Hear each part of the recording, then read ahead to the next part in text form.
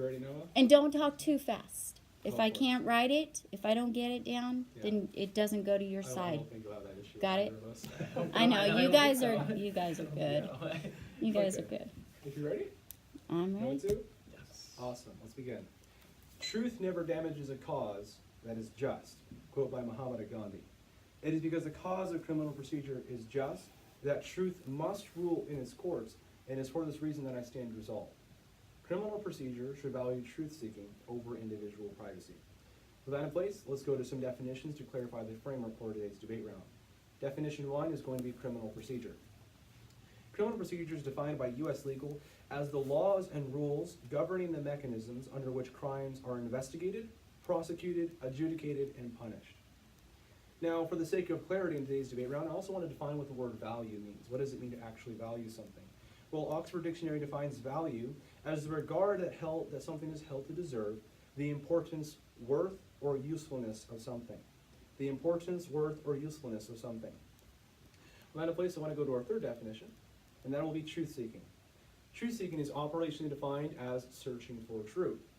What is truth? Well, Macmillan Dictionary defines truth as the actual facts or information about something rather than what people think, expect, or make up. The actual facts or information about something rather than what people think, expect, or make up. Definition 4 will be privacy. Privacy is defined by Merriam-Webster's Dictionary as the freedom from unauthorized intrusion, the state of being let alone, and be able to keep certainly, especially personal matters to oneself. In that place, I have 2 pieces of analysis for today.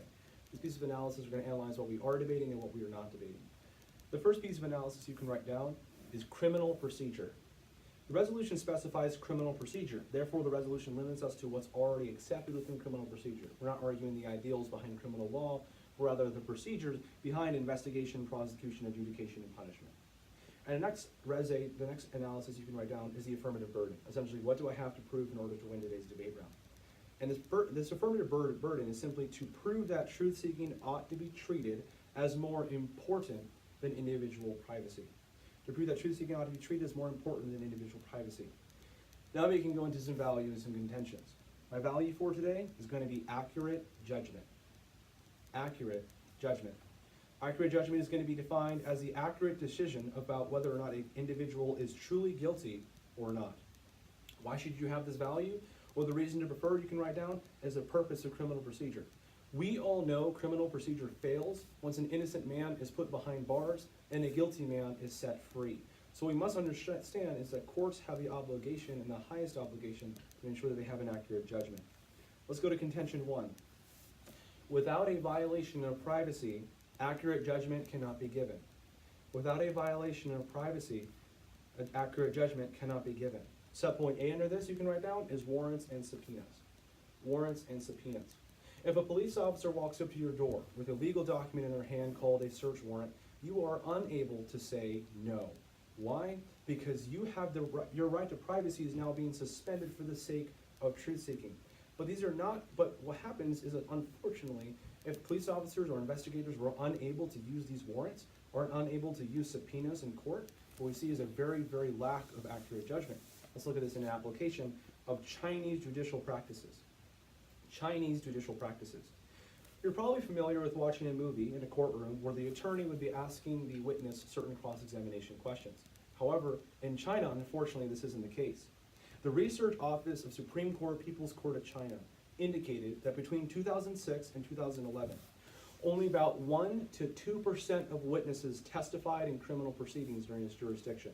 Such extremely low participation rates of witnesses testifying in courtrooms has caused a serious negative impacts on criminal Chinese judicial practice, including to, but not limited to, the following.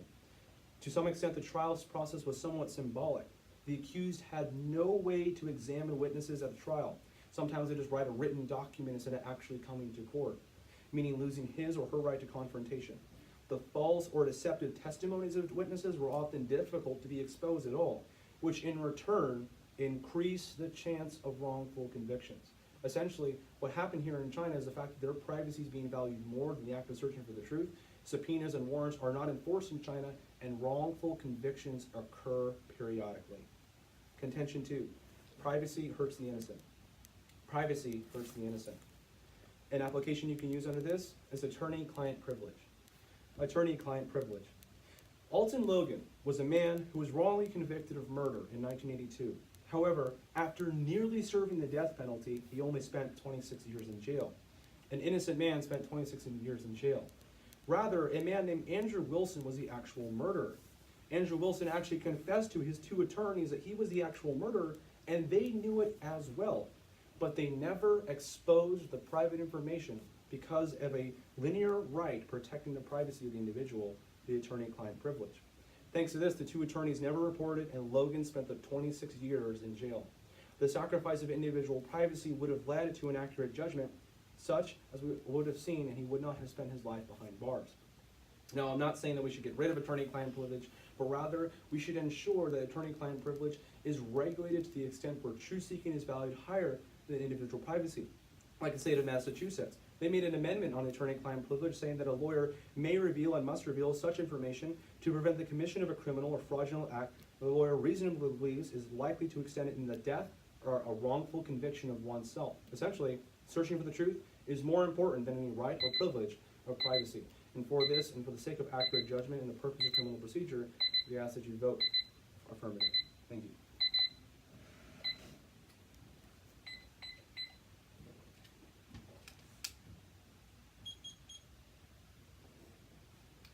Right. So is the, okay, Got it. awesome. So is the judge ready? Yep. And Jonathan? Absolutely. All right, let's begin. That was a fantastic speech. I have a couple quick questions. You mentioned the value of accurate judgments, is that correct? Correct. Now, you would agree that while we should have an accurate judgment, we should also make sure we attain that accurate judgment in the right way, correct? We should attain the accurate judgment correctly. Yes, in the Sure. right way. Okay. Awesome. Now, continuing down, you did mention in your resolutional analysis, you mentioned criminal procedure. Is it your stance that we shouldn't look at the details of criminal procedure in today's debate round? Well, of course not. Okay. So you mentioned criminal procedure as simply a side note, or what's No, your I'm goal just with clarifying, this? it's the procedure of criminal law in action, so investigation, jurisdiction, apprehension, then jurisdiction, then trial, in action, that's what we're looking at. Okay, Yeah, so- just clarifying what criminal procedure is. Right, okay. And you define that in criminal procedure as the laws and rules regarding trial apprehension? Yeah, the and- definition of okay. criminal procedures, according to U.S. legal, is the laws and rules governing the mechanisms under which crimes are investigated, prosecuted, adjudicated, and punished. And you would agree that those laws and rules go back to the laws of the land, correct?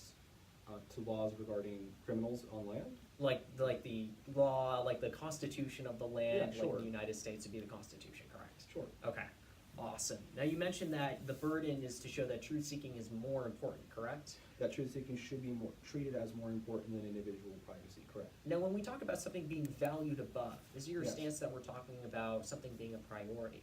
Well, as I define the word value, is the regard that something is held to deserve the importance, worth, or Right. usefulness of something. So But- depending on whether or not it's useful and it has true worth and importance behind it towards the value of accurate judgment, then yes. Right, but when we talk about valued above, you would agree that that has to do with the priority in the debate round, correct? Not necessarily so. Okay, so we don't have to make truth-seeking a priority on the affirmative No, side? they never said that. Just for example, if we had to, just because we have to obtain a warrant and value someone's privacy first, doesn't necessarily mean the privacy is more important than searching for the truth. Even though we prioritized privacy first in the warrant? Just because it came first doesn't mean it's the most important thing. Okay, so it's more important even though we valued something first. Yeah, truth seeking is still more important because it's for the sake of accurate judgment. Yeah, You would agree that there are many ways to prioritize something, correct? sure. You agree that one of those ways is chronology, what comes first, correct? Chronologically? Chronologically. Yeah, sure, yes. yeah, of course. Awesome. Now, continuing down to contention one, you mentioned the Chinese, it was a false testimonies, is that correct? Or Sometimes false testimonies, lack of testimonies. You see, China just does not enforce subpoenas or warrants at all. And because of this, they have lack of true information. People are not given, they have lack of information from witnesses in courts, and it hurts their accurate judgment. So they don't use warrants and subpoenas, is that correct? They do have warrants, they do have subpoenas, they just don't enforce it. They don't, okay. So Yeah, they don't are- enforce it. Okay, Because they see that the privacy of the individual is more important than searching for the truth, and it results in wrongful convictions. okay. Wrongful convictions. Thank you, no further questions needed.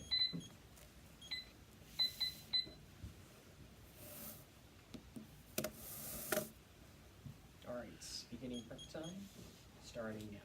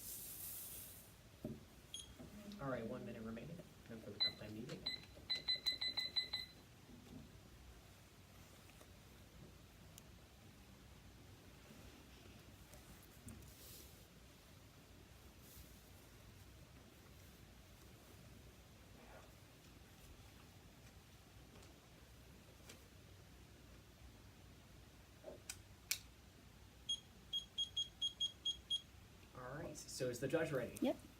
And Jascha. Absolutely. All right, then let us begin. Nothing can destroy a government more quickly than its failure to observe its own laws, or worse, its disregard of the charter of its own existence, end quote. I agree with Supreme Court Justice Clark, because the Founding Fathers fought and died to create a nation built on the constitutional rights of its citizens. It's because those are of utmost importance. I would urge an opposition or a negative ballot in today's debate round and stand against today's resolution.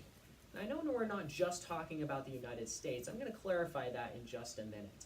But I wanted to continue down to my opponent's value first. I'm going to agree to the value of accurate judgments, but I wanted to provide a lens.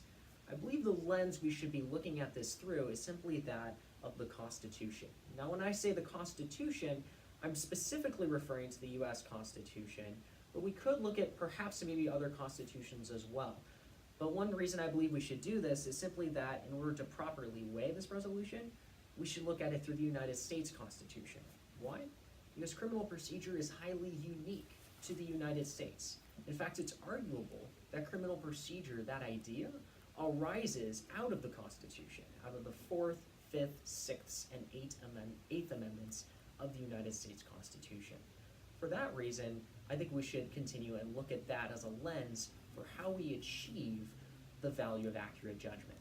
Let's continue down to some resolutional analysis points. The first point I'd like to point out is that criminal law is not criminal procedure. Criminal law is not criminal procedure. Now, my opponent briefly mentioned this in his resolutional analysis point 1. So the point I want to make here is simply the idea of the details of criminal procedure. Because criminal procedure is not about prosecution. It's not about putting the criminal in prison. It's about protecting the rights of the accused. And I urge you to tag it that way, protecting the rights of the accused. Why? Because criminal law deals with prosecution of crimes like murder, larceny, and extortion, while criminal procedure deals with protecting your rights, like the right to an attorney, right to remain silent, and probably most importantly, your right to not have your privacy invaded unreasonably. Let's also go down to a second point of resolutional analysis, and that would be the general rule, the burden of the general rule. As we talked about in cross-examination, it's my position as the negative that valued over in the not in the Constitution, but in the resolution, means priority. And if we're going to talk about a priority, my opponent has to show you that truth-seeking done by the government should be prioritized. In other words, it should be our default position in most criminal investigations. That's not what my opponent has shown you. Let's go down to a contention of the negative side. That contention would be this. Truth-seeking violates the law of the land. Truth-seeking violates the law of the land. In this case, it would be the Constitution, which I believe is the lens for today's debate round. The 4th Amendment of the United States Constitution gives the right of the people to be secure in their persons, houses, papers, and effects against unreasonable searches and seizures. The plain meaning of the text is that the 4th Amendment protects privacy rights. But not just the 4th Amendment, the empirical evidence from Cornell University states, quote, "The ultimate goal of this provision is to protect people's right to privacy and freedom from unreasonable intrusion by the government," end quote. Thus, empirical evidence and the plain text meaning support that the 4th Amendment primarily protects privacy rights. Moreover, the most important and relevant Supreme Court case on the original meaning of the 4th Amendment is Katz versus United States, and it supports the precedent that the 4th Amendment primarily protects a reasonable expectation of privacy. In Katz versus United States, Charles Katz engaged in illegal gambling over the phone in a phone booth. The police listened into his private conversations by wiretapping the phone booth, but they did not get a warrant to do so. This is critical for our discussion later about warrants.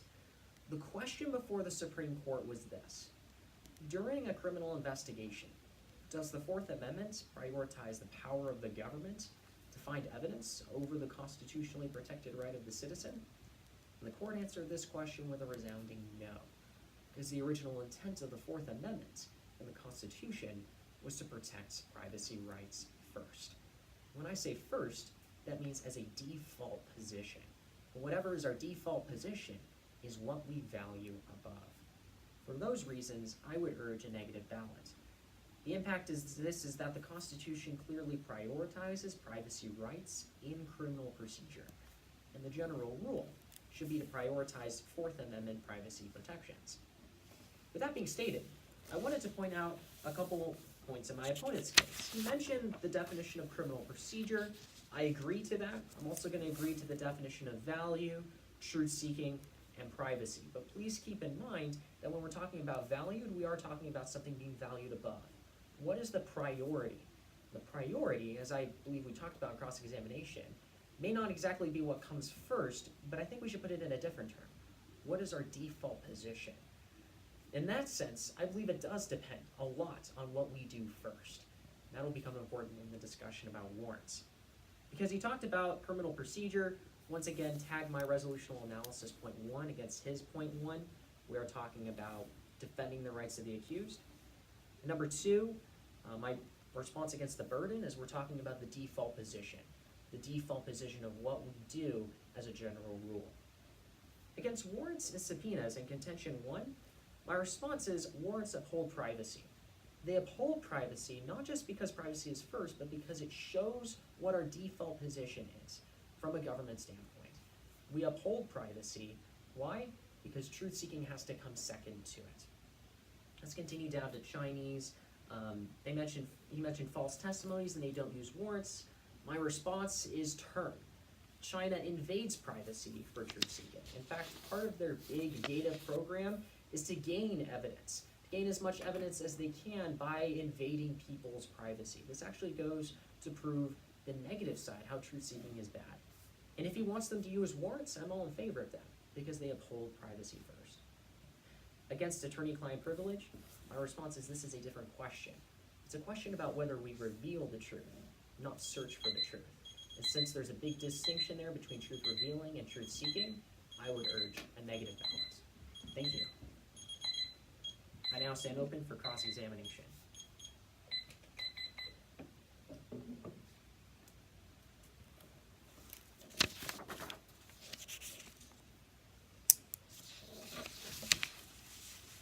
Okay? Mm-hmm. You guys ready? Mm. No Johnson too? Yes. Awesome.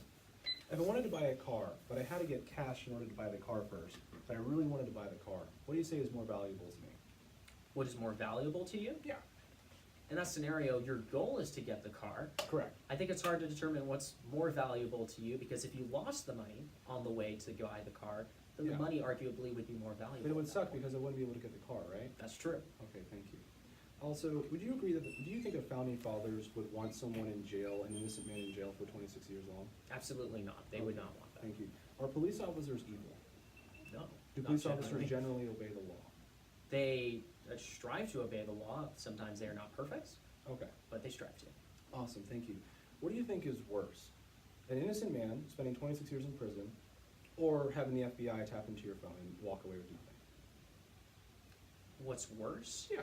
I believe it would be worse to have an innocent person in jail, but Yeah. it's also, I mean, in Yeah. many ways, just as evil to have a government with no Do you think limitations. our founding fathers would want an innocent man in jail for 26 years long?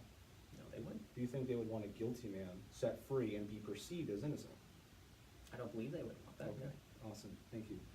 Also, regarding to your idea of the Fourth Amendment, so you talked about how basically the Fourth Amendment and search warrants uphold privacy, correct? Absolutely. Okay, the police officer walks up to your door and they have a warrant. Can you tell them no? If they have a warrant, you cannot tell them no, Why? because they have a warrant, And what does that mean? which allows them to invade their home, to invade your home. That's Okay. true, but it means they had to go through a process of upholding Yeah. your privacy. So they had to go through a process first in order for them to violate your privacy, correct? They had to go through a process to get that warrant, which Okay. means they had to have reasonable suspicion, probable cause. Yeah, so the fact that essentially that a police officer can walk up to your door and, you don't want them to come into your house, but they have a warrant, they go against your will, correct? I mean, it really depends on the person. Some people may allow them in, Mm-hmm. but some people it may go against their will. Okay, and would you say it's a violation of the privacy in essence of that? I believe it would be an authorized intrusion, which brings up another interesting Okay. point, since Okay. your definition. So you would agree that the is Fourth unauthorized. Amendment says the right to be secure in your person's, houses, papers, and effects says, again, you're secure against those things, against unreasonable searches, correct? Absolutely. Okay. Awesome. Talking about attorney-client privilege, you says asking a different question, correct? Yes. So attorney-client you would privilege. agree that this information needed to be exposed either way, correct? In this scenario, yes, it would have been good to have that Okay. information exposed, Okay. because then the innocent person wouldn't have gone to prison. But I believe it's a different question than the resolution's asking. Okay, awesome. As for China, you said that essentially China can't basically, are super surveilling people, they're being evil, correct? That's what you're saying essentially? They are devaluing privacy for You're truth seeking devaluing privacy, on a okay. major scale. Would you agree that China has no way to obtain evidence in a court case? They absolutely have way to obtain evidence in a court case. Okay, Yeah, sure. absolutely. Thank you.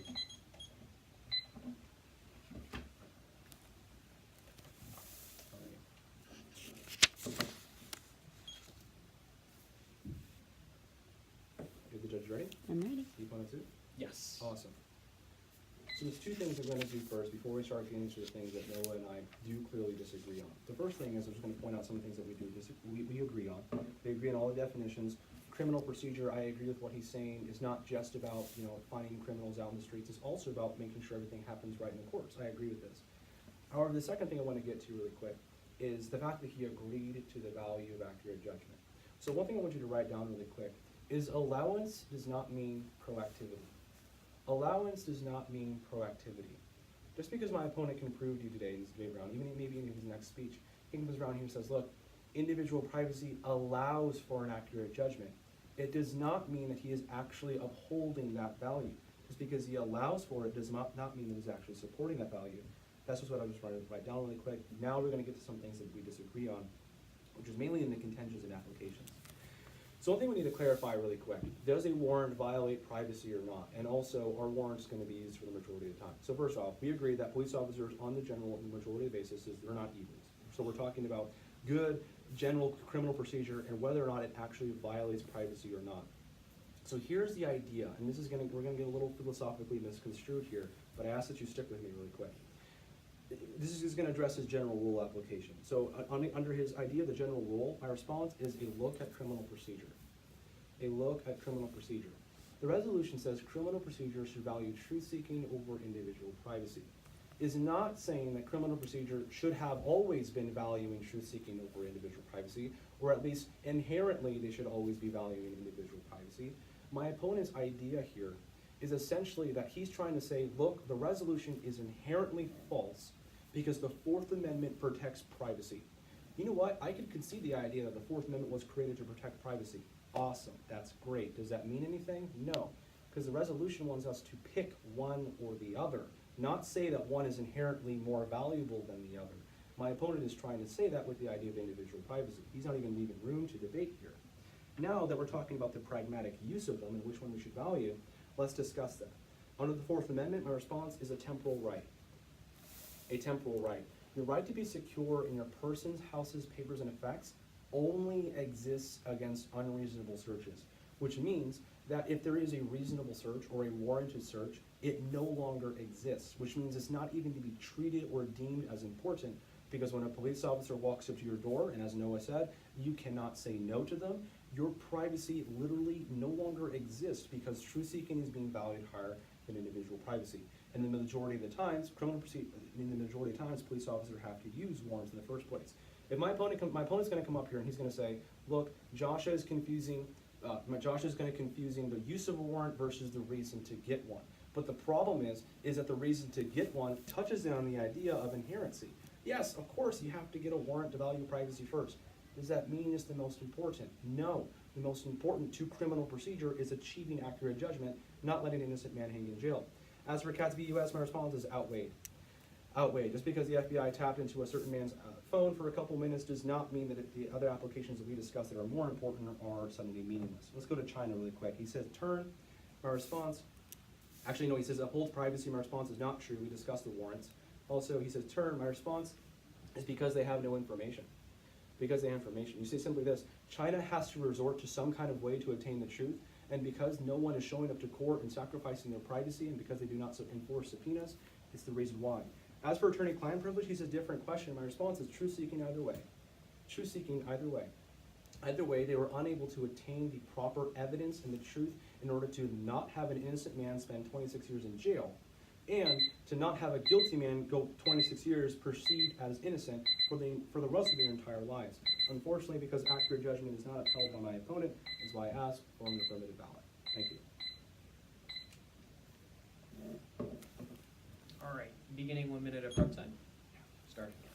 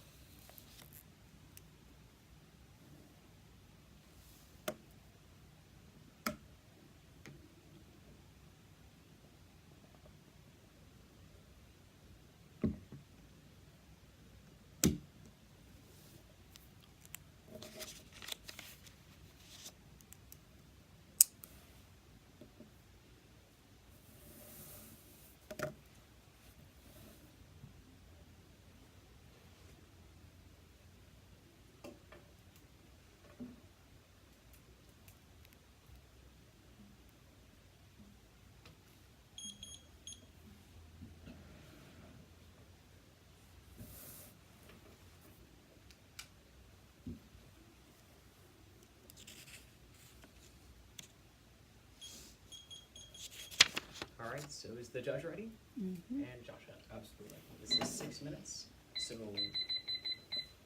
awesome. Then let us begin.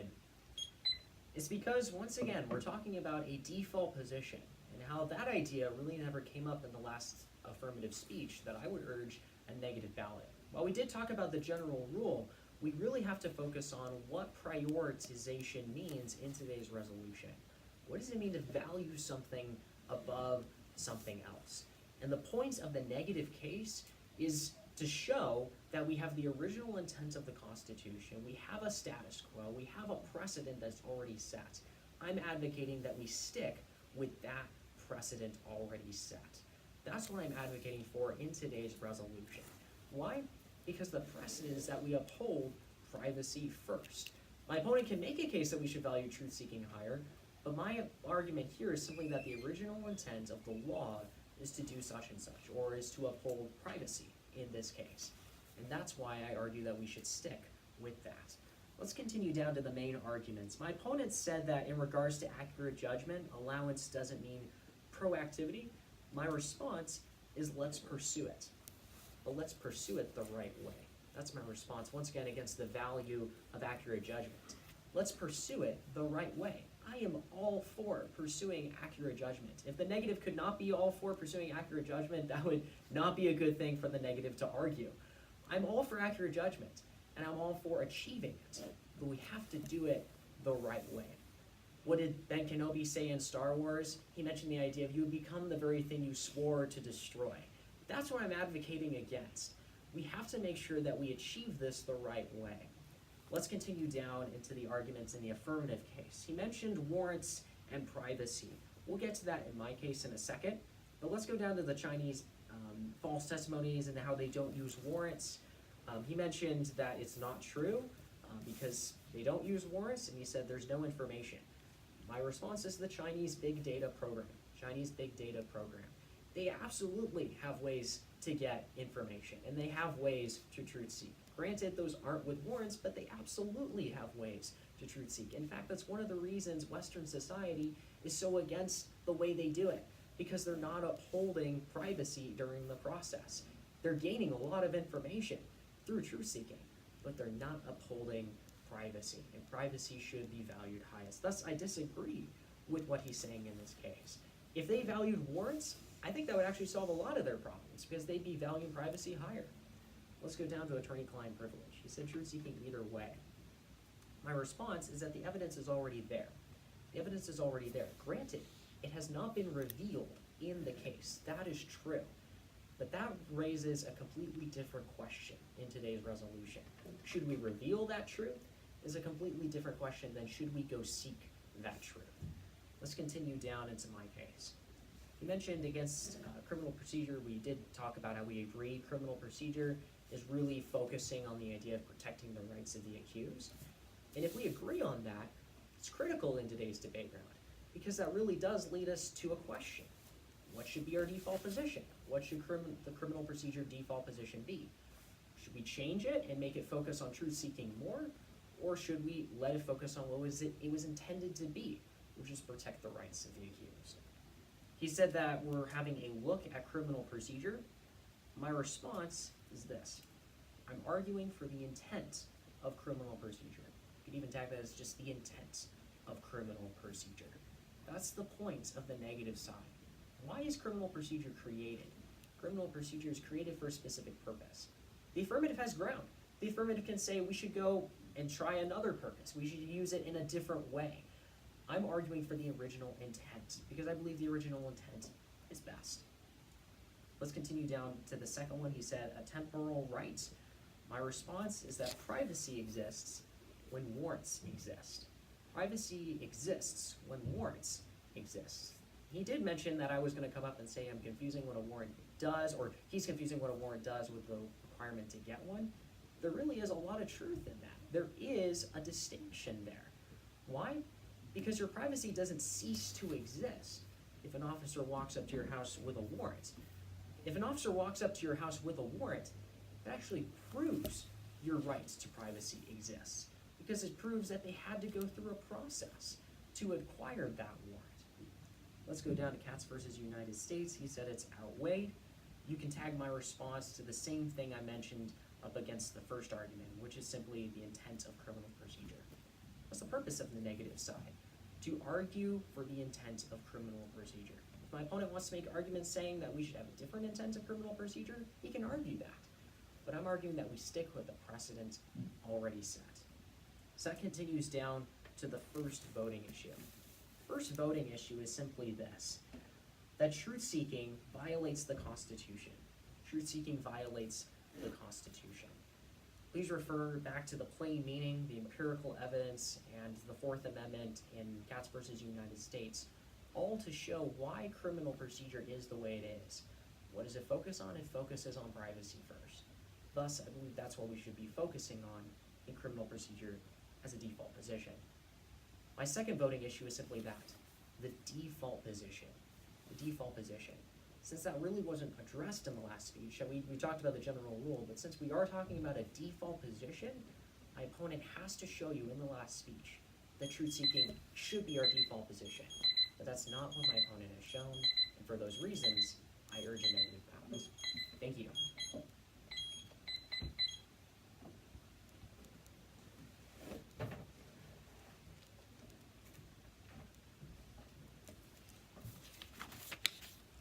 Okay.